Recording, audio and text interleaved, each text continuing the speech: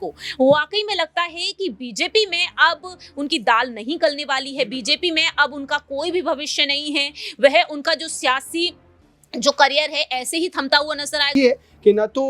उस समाज से आपको वोट मिल रहा है, हालांकि पसमानदा मुस्लिमों को लेकर के एक नई पहल, एक नई शुरुआत जो है। नमस्कार, SPN 9 न्यूज आप देख रहे हैं, आपके साथ मैं हूं अक्षय करपा। स्वागत है तमाम दर्शकों का इस खास पेशकश में।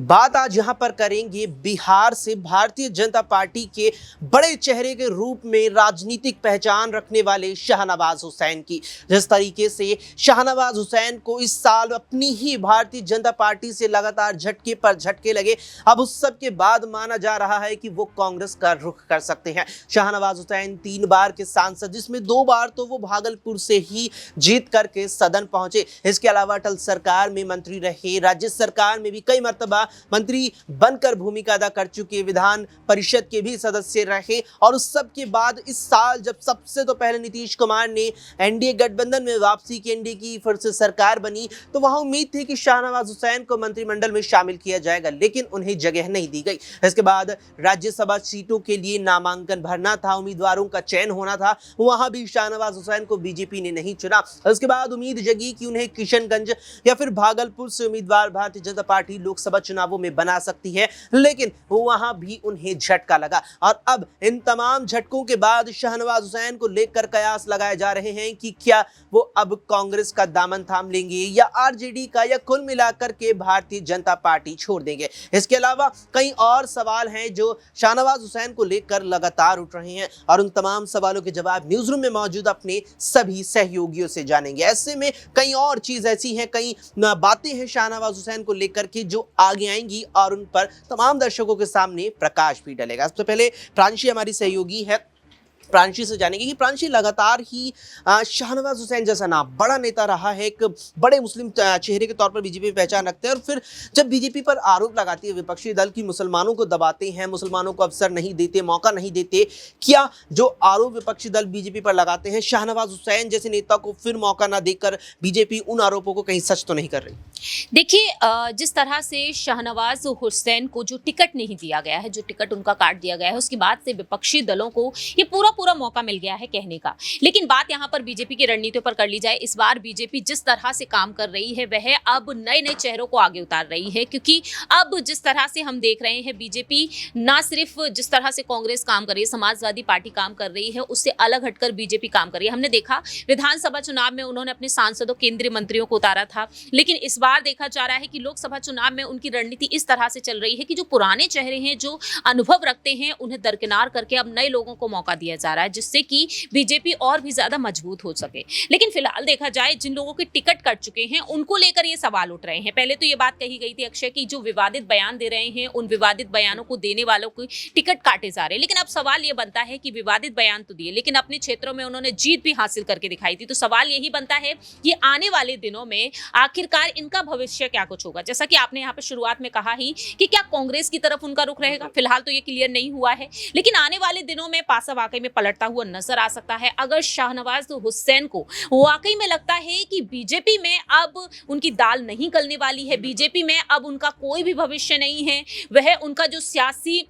जो करियर है ऐसे ही थमता हुआ नजर आएगा, तो जरूर वह पाला बदलते हुए नजर आएंगे, क्योंकि ये राजनीति है और जहां से जिसे जितना प्रॉफिट मिलेगा वो उधर की साइड जाना जरूर पसंद करेगा। बिल्कुल, यहाँ पर जिसे जहां से फायदा मिलेगा वो वहां का रुख कर लेगा। लेकिन शाहनवाज हुसैन 2 बार भागलपुर से सांसद रहे हैं, 2006 में हुए भागलपुर उपचुनाव भी जीते थे, उस वक्त जब सुशील मोदी ने वहां से अपना इस्तीफा सौंप दिया था, लेकिन 2014 में उन्हें हार का सामना करना पड़ा था मोदी लहर के बावजूद, और फिर 2019 में वो सीट जेडीयू के खाते में एनडीए गठबंधन के तहत चली गई, जहां से अजय मंडल उम्मीदवार बने और जीत करके सदन पहुंचे। सवाल हमारे सहयोगी अबरार से रहेगा कि अबरार 3 मर्तबा सांसद रही हैं, 2 बार की इकलौती केवल भागलपुर से रही, लेकिन 2014 में उसी भागलपुर से हार का सामना करना पड़ा था। और ये बात भी शाहनवाज हुसैन को लेकर लगातार कही जाती है कि बीजेपी के लिए बीते 10-15 सालों में कुछ बहुत बड़ा नहीं कर पाए बिहार में। क्या ये कारण हो सकता है कि एक बार फिर से पार्टी ने नजरअंदाज किया?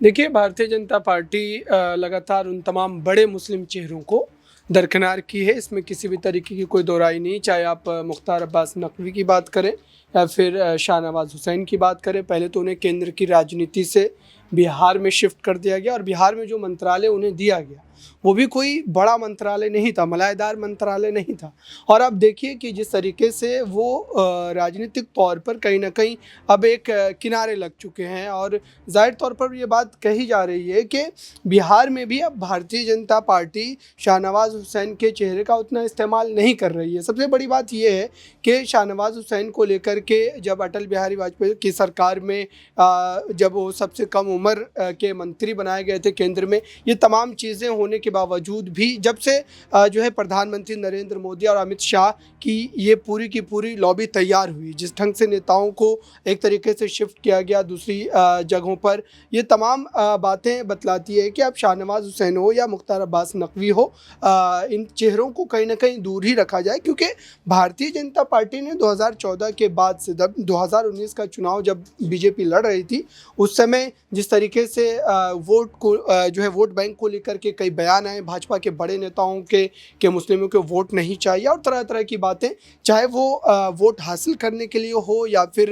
भ्रामक बयानबाजी आप कहें, किसी भी तरीके से आप इसको देख सकते हैं। लेकिन इतना तय है कि भारतीय जनता पार्टी अब इस बात को समझ चुकी है कि उन चेहरों का भी इस्तेमाल करना उनके लिए कहीं ना कहीं नुकसानदेह हो सकता है। और जाहिर सी बात है कि कोई भी राजनीतिक दल अगर किसी को किसी एक वजह से फ़ायदा मिल रहा है तो जाहिर सी बात है कि कोई वैसा कारण वो नहीं लाना चाहेंगे जिस वजह से उनका वोट बैंक ख़राब हो। तो मुझे लगता है कि ये एक बड़ी वजह हो सकती है। अभी भी आप देखिए कि भाजपा किसी भी मुस्लिम प्रत्याशी को नहीं उतारती है, तो जाहिर सी बात है कि इसका मतलब ये है कि बीजेपी ये जानती है कि न तो उस समाज से आपको वोट मिल रहा है, हालांकि पसमानदा मुस्लिमों को लेकर के एक नई पहल, एक नई शुरुआत जो है प्रधानमंत्री नरेंद्र मोदी के द्वारा की गई, लेकिन सवाल ये क्या पसमानदा मुस्लिम भाजपा के साथ जा पाएगा। हालांकि कुछ ऐसे तबके ज़रूर हैं, कुछ ऐसे लोग ज़रूर हैं जो इस पूरे मामले को लेकर के भाजपा का समर्थन करते हैं, लेकिन अभी भी आप ये कह लीजिए कि जो विपक्ष ने एक माहौल बना रखा है या फिर मुस्लिम समाज के भीतर जो एक डर है कि वो जो है इस पूरे मामले पर अगर जो है भाजपा के साथ चले जाएंगे तो जाहिर सी बात है कि उनको लेकर के कई जो है उस तरीके के कठिन आप कह सकते हैं कानून कहें या फैसले कहें उनके खिलाफ लिए जा सकते हैं। तो मुझे लगता है कि ये दो तरफा बातें, विपक्ष ने भी एक इस पूरे मामले को लेकर के एक माहौल तैयार किया है। इसका ताज़ा उदाहरण आप देखें कि मुख्तार अंसारी के निधन के बाद जिस तरीके से तमाम विपक्ष के नेताओं ने धड़ल्ले से एक के बाद एक ट्वीट किया, ये तमाम के तमाम उस समय पर चुप थे, खामोश थे। तो ये एक बड़ा प्रश्न है कि आखिरकार वोट बैंक को लेकर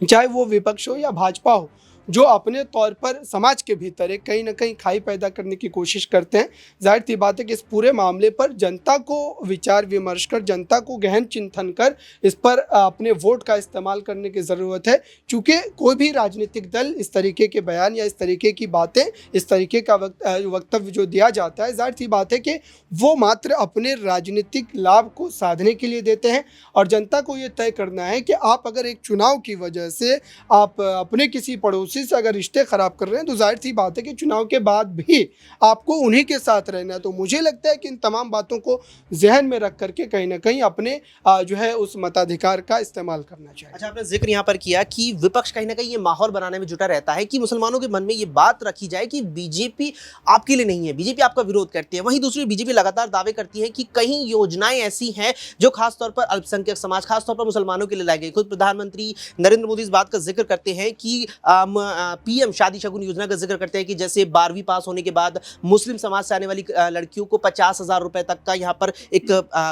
निर्धारित एक तय यहाँ पर पैसा दिया जाएगा शादी में, जो उनके लिए सहायक साबित हो सके। तो क्या बीजेपी के दावे यहाँ पर मुसलमानों के लिए ज्यादा भरोसेमंद रहेंगे या फिर विपक्ष जो माहौल बनाने में जुटा है वहां ज्यादा विश्वास रहेगा? देखिए, मुझे लगता है कि एक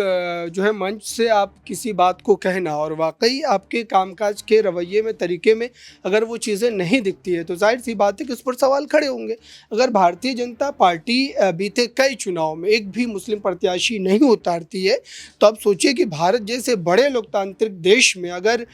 देश की सबसे बड़ी पार्टी, सत्ताधारी पार्टी इस तरीके के फैसले को लेकर के क्या जो है नैरेटिव सेट करने की कोशिश कर रही है, तो जाहिर सी बात है कि इससे कहीं ना कहीं विपक्ष को एक मौका ज़रूर मिलता है। क्योंकि अगर विपक्ष को, मुस्लिम समाज को अपने पक्ष में बनाना है तो वो इन तमाम कमियों को और और भी ज़्यादा उजागर करके दिखाने की कोशिश करेगा। तो और जाहिर सी बात है कि भारत एक ऐसा देश है जहाँ पर आप इस तरीके की राजनीति ज़्यादा लंबे समय तक नहीं कर सकते हैं। तो मुझे लगता है कि भाजपा भले ही कई योजनाओं को लेकर के इस तरीके की दावे करती हैं, चाहे फिर जो है अल्पसंख्यक के लिए जो कई स्कॉलरशिप की योजनाएं उसको लेकर के दावे करती हैं, लेकिन कई ऐसे पहलू हैं जिनको लेकर के विपक्ष कहीं ना कहीं जो है मुस्लिम समाज को लेकर के एक माहौल ज़रूर बनाता है कि भाजपा के साथ आप नहीं जा सकते, भाजपा को वोट नहीं कर सकते, क्योंकि भाजपा आपके खिलाफ इस तरीके का षड्यंत्र जो है वो रच सकती है। तो इन दोनों पहलुओं को कहीं ना कहीं समानांतर करने की ज़रूरत है। वाकई में यहाँ पर विपक्ष माहौल बनाने में जुटा रहता है। अब कहीं ना कहीं विपक्ष माहौल ये भी बनाना यहाँ पर चाहेगा कि शाहनवाज हुसैन लगातार आपको पार्टी ने नजरअंदाज किया है, आपका राजनीतिक भविष्य और बेहतर हो सकता था और अभी भी हो सकता है, लिहाजा आप विकल्प चुनिए। अब क्या वाकई में शाहनवाज हुसैन बीजेपी से इतर हट के कोई विकल्प चुनेंगे? इस पर आपकी क्या कुछ राय है? कमेंट बॉक्स में हमें कमेंट करके जरूर बताएं। फिलहाल के लिए इस वीडियो में इतना ही। देश और दुनिया की तमाम खबरों के लिए आप देखते रहें SPN9।